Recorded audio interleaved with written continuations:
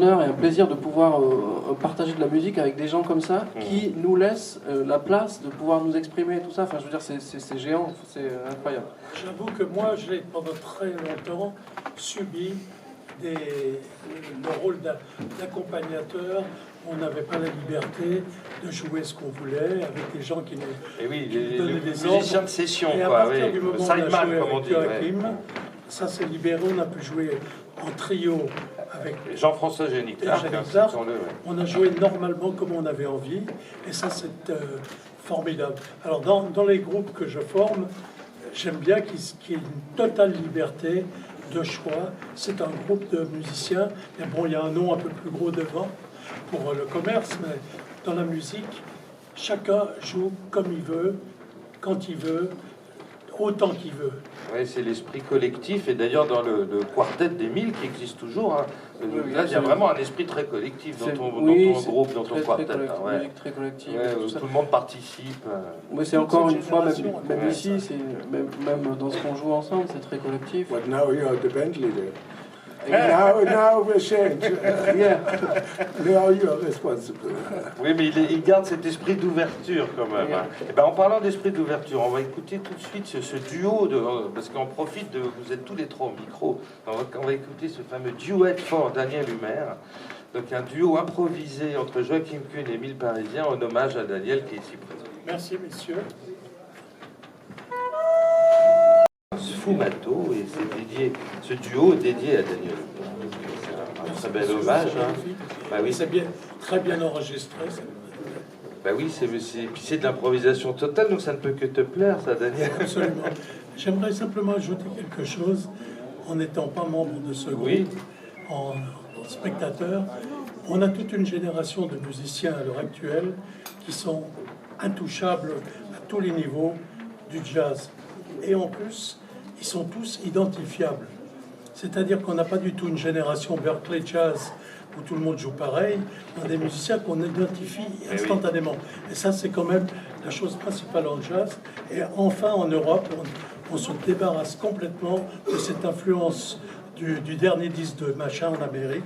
Et ça, les gens qui ont une véritable personnalité, puis un univers propre. Quoi. Tous les gens qui jouent là sont identifiables en 4 mesures. Absolument. So you remember that session, Joachim? The piece you heard, yeah. It was totally improvised. It was totally improvised. Yes. There was even a first take. It was the first take. Yeah, it's one take. The only one take. And then we continue. Yeah. But we choose the one. Donc c'était la première prise, et ils ont pris donc celle-là. Et alors l'idée de faire un hommage à Daniel, c'est une idée à toi, j'imagine, Émile. Enfin, c'est venu automatiquement. On a enregistré, et puis on s'est dit, donnons ça pour Daniel. Enfin, je veux dire, pour moi, c'est une évidence. Je veux dire, Daniel est présent dans chaque note aujourd'hui que je fais. Aujourd'hui, il y a du poids de Daniel là-dedans. Comme ils m'ont viré, ils sont obligés de... Ils ont pris un jeune batteur de 30 ans, dis donc. Il a 30 ans, hein. C'est le plus jeune du groupe. Après tous les vieux croulants qui... Et un batteur portugais qui s'appelle Mario Costa, d'ailleurs, que moi j'ai découvert parce que j'ai vu le quintet il y a quelques mois au Triton, qui était le premier concert que vous faisiez. Avec le quintet. C'était le tout premier, peut-être. Du nouveau répertoire, voilà. On avait déjà fait une première session. Donc j'ai découvert ce batteur, je ne le connaissais pas du tout, qui m'a fortement impressionné. S'il faut aller chercher les Portugais... Mais c'est moins cher que les Suisses et les Français. Parce que c'est moins cher. Oui, c'est moins cher. It's less expensive. So, what you can say, Joachim, about this session in Pernes-la-Fontaine? In May? I know this place. Yeah. I know this place since the beginning. In Yes. fact, you recorded with Daniel and GF the album Opera de Katsus. Yes, with Gérard de Haro. With Gérard, there was already... Sound engineer, yeah. I don't remember, 88, 89, something. That was the beginning of the studio also. Yes, it's one of the beginning. C'est le meilleur studio qu'on puisse And then after that, I went there many times for many... Je crois qu'il fête cette année, en 2017, il va fêter les 30 ans du studio. C'est ça. Il fête les 30 ans, donc on va en parler. On n'a pas fini d'en parler. Parce que...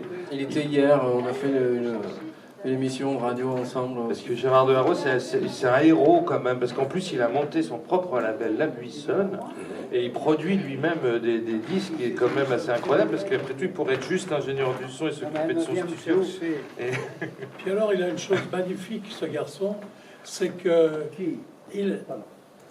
on va enregistrer là-bas, on ne le voit pas, on fait comme on veut, on est comme dans un appartement, on n'a pas du tout de pression de plus fort, moins fort, les micros comme ça, tout est prêt, tout baigne, c'est formidable.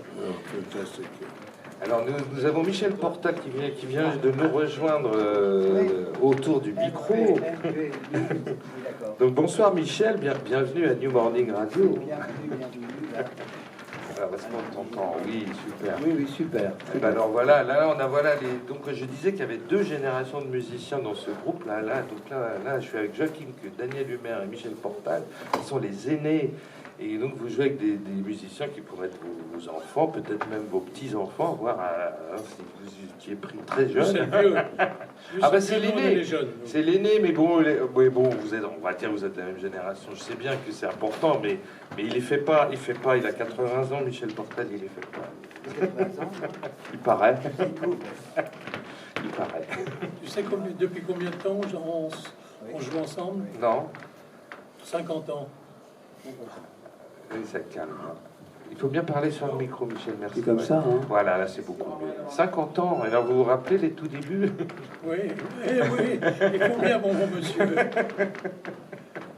On jouait du Nouvelle-Orléans Ah bah oui. à la cave de la Huchette. Ah bah oui, bah écoutez. Non, c'était l'histoire de l'âge, on n'en parle pas beaucoup. Non, mais c'est pas très temps, important. l'âge. Non, mais c'est juste, mais c'est juste une histoire générationnelle. Ouais, de C'est pour ça que moi, génération. ça m'intéresse pas tellement de savoir Ouais. qui est le plus âgé. Parce que bon. Et alors, est-ce que tu as eu l'occasion, Michel, de jouer avec Joachim Kuhn? Moi, l'occasion. Oui. Mais beaucoup d'occasions. Oui. Ben justement, Évidemment. parle-moi alors de cette rencontre que vous avez pu avoir ensemble. Bah, c'est très, comment dirais-je, il y avait aussi Daniel, il y Bien avait sûr. JF, il y avait Joachim, je l'ai connu. Non, parce qu'il n'y a pas très- tellement de disques, d'enregistrements discographiques où vous jouez ensemble. C'est ça que je veux dire. Non, on a joué à Ormening, à Félix. Non, mais j'imagine que vous êtes ce que vous connaissez très bien, que vous avez joué ensemble souvent sur scène, mais il n'y a pas d'enregistrement discographique On a tellement. écouté un disque Ouais. avant-hier. Je sais pas. En 69. En 69, Oui. d'accord. On disque for Patti Marconi. Pour Oui. Pathé And Marconi. there was Our Meanings and Our Oui. Feelings. Et je l'ai passé hier avec l'émission de Émile. D'accord. J'ai passé le disque. Yes, Ah, d'accord. yeah. With Jacques Tolo and Aldo and SGF. Et c'était de l'impro total aussi, ça? Also, Ah oui, Beaucoup, oui. C'est quoi ça? En 69? De l'impro total. Ouais, hein. ouais. It was La grande improvised Yeah. totally. yeah, I had some ideas. A train in a very small town. Small town. Et c'était enregistré en France? Oui. Ouais, d'accord. Oui, parce que c'était l'approche de la musique Bien libre sûr. comme ça. On arrivait dans le studio sans thème. quoi. Voilà. Alors Michel, ça fait pas mal de temps que tu connais Émile, toi tu Oui. l'as découvert, il était tout jeune. Oui, bah, jeune, oui, mais il n'y a pas très longtemps que je découvre. Oui, non, mais le fait que tu es souvent invité à ces concerts, il y a eu notamment aussi des concerts avec Aaron Herman qui faisait le lien, qui vous invitait C'est tous vrai. les deux. On se croisait un Ouais, peu. c'est comme ça, ouais. J'avais déjà joué avec le groupe d'Émile il y a assez longtemps déjà. Je sais pas, peut-être 5 ans, 6 ans, 7 ans. Mais là, bon, bah oui, c'est avec. Qu'est-ce qui se passe? C'est-à-dire que c'est des générations qui se croisent, et qu'est-ce qui se passe dans les générations? Eh ben, on prend ce qu'il y a de mieux chez l'autre, et vice-versa. Bien sûr, ouais. C'est-à-dire que moi, ça me stimule aussi, cette histoire.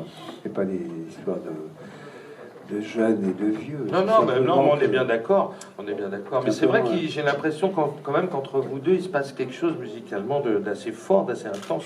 Vous vous comprenez. Oui, on n'a pas, Il y a une belle interaction. entre on n'a les pas deux. le même instrument, on n'a pas Oui. le même langage par rapport à l'instrument, mais en même temps, on s'entend bien. Et on n'a pas fait la guerre, lui. Parce que On n'a c'est pas vrai fait la que, guerre parce que des- tu joues aussi du sax soprano, mais avec lui, tu joues de la clarinette basse principalement. Bah du oui, coup, je pour n'aurais qu'il y ait pas deux. joué à deux sopranos. Bah oui, c'est compliqué là. compliqué. Bah, tu joues avec deux clarinettes basses avec Luis Clavis pourtant. Ça se fait. Je vous ai Mais entendu c'est- souvent. ouais, oui, peut-être, mais là, c'est pas nécessaire. La seule chose que j'ai amenée dans le groupe, là, c'est la clarinette B-flat. Ah oui. Oui, Ça, c'est oui. possible. Oui, oui, du coup, ça amène. Mais deux sopranos, pour moi, non, je pense que c'est pas possible. Oui, oui, bon, d'accord. Ben, Non, alors, c'est par pas contre, on va possible. profiter d'avoir Daniel Humer et Joachim Kuhn au micro, et on va passer un morceau du fameux trio avec Jean-François Génic. Là. Ah, Oh non, je veux pas de nom. Alors, celui-là, c'est un disque officiel. Ça s'appelait Triple Entente, 1998, et c'est une composition de Joachim Kuhn, ça s'appelle Mansuna.